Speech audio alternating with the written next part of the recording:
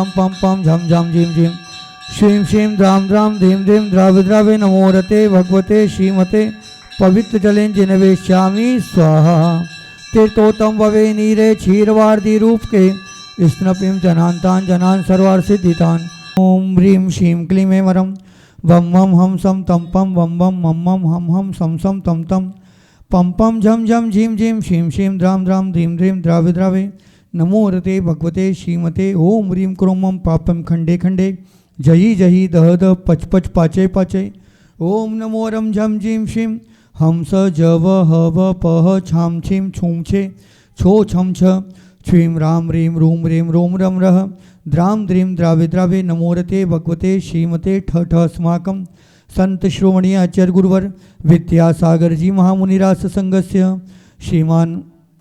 अनिल कुमार जी जैन, श्रीमती लक्ष्मी जी जैन, श्रीमान आकाश जी जैन, श्रीमती श्वेता जी जैन, आगम मान्या सीतामढ़ी विहार निवासी समस्त परिवारस्य श्रीमान महेश जी जैन, भैया परिवार पाली उत्तर प्रदेश निवासी समस्त परिवारस्य श्रीमती दातार देवी जी पहाड़िया की पुण्यतिथि में समस्त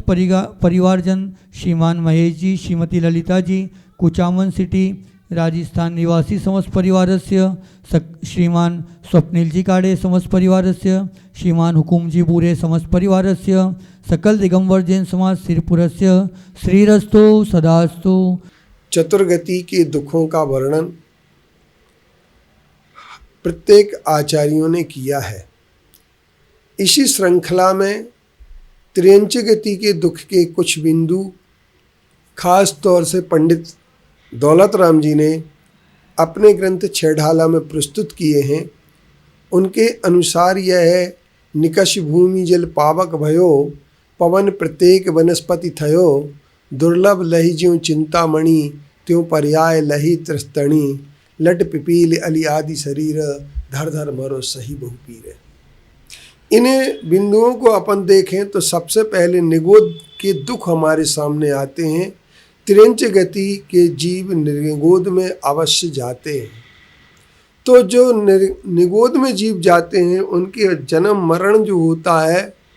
वह एक सांस में 18 बार होता है। अर्थात हम ये कह सकते हैं कि 48 मिनट में 36,000 से ज़्यादा बार उनका जन्म मरण हो जाता है। ऐसी परिस्थिति में जन्म मरण का दुख सबसे पहले निगोद में होता है। निगोद के बाद फिर हमारी एक बात आ जाती है कि जन्म मरण के बाद जीव जो है पृथ्वी जल अग्नि वायु और वनस्पति ऐसे स्थावर कायकों में जा कर के प्रत्येक वनस्पति बन कर के यह जीव अपना थोड़ा सा उत्थान करना है। पर वहाँ पर भी अनेक प्रकार के दुख होते हैं।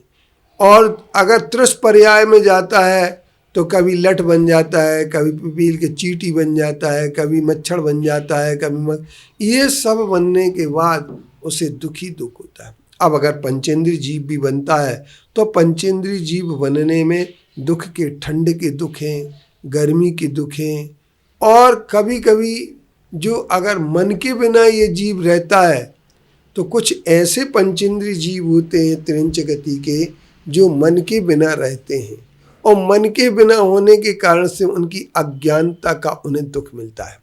और अगर क्रूर पशु बन जाते हैं तो निर्बल पशुओं को खाने में ही अपना उद्यम मान करके वो सिर्फ आक्रामक ही रहते हैं, और परिणाम ये सामने आता है उनकी क्रूरता ही उनके दुख का कारण होती है। इसके बाद यदि पंचेंद्रीय पशु निर्बल बनते हैं तो निर्बल पंचेंद्रीय पशु बनने के बाद उनके अंदर भी एक दुख होता है, क्योंकि वो सबल पशुओं के द्वारा खाए जाते हैं, छेदे जाते हैं, भेदे जाते हैं, और हम मनुष्यों के द्वारा भी उन त्रियंच गतियों के जीवों पर निरंतर हर समय अत्याचार होता है। क्योंकि कभी कभी जैसे हम एक बार मनोरंजन के लिए सबसे ज़्यादा अत्याचार होता है, वर्तमान में सर्कस पर तो रोक लगा दी गई और सर्कस पर रोक लगा देने के कारण से हाथी, शेर, बंदर और इन पशुओं पर अत्याचार होना बंद हो गया। क्योंकि जब इन पशुओं पर, कुत्तों पर भी, आज हमने कई बार वीडियो देखा होगा, एक व्यक्ति कुत्तों पर मार रहा था और मार करके उनके ऊपर अत्याचार कर रहा था। क्योंकि कुत्तों को ट्रेनिंग दी जाती है, बंदरों को ट्रेनिंग दी जाती है, हाथियों को ट्रेनिंग दी जाती है, शेरों को ट्रेनिंग दी जाती है, तो उनके साथ बहुत बड़ा अत्याचार किया जाता है।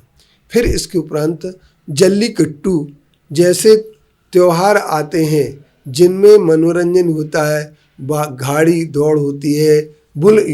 फाइटिंग होती है, ये सारी की सारी चीज़ें, यहाँ तक कि एक मैं बात बता दूं, सांप को पकड़ने के लिए, मछली को पकड़ने के लिए इन सब जीव जंतुओं को मार करके उनके लिए कांटों में फंसा करके उनके खिलाने की कोशिश करते हैं और अत्याचार किए जाते हैं।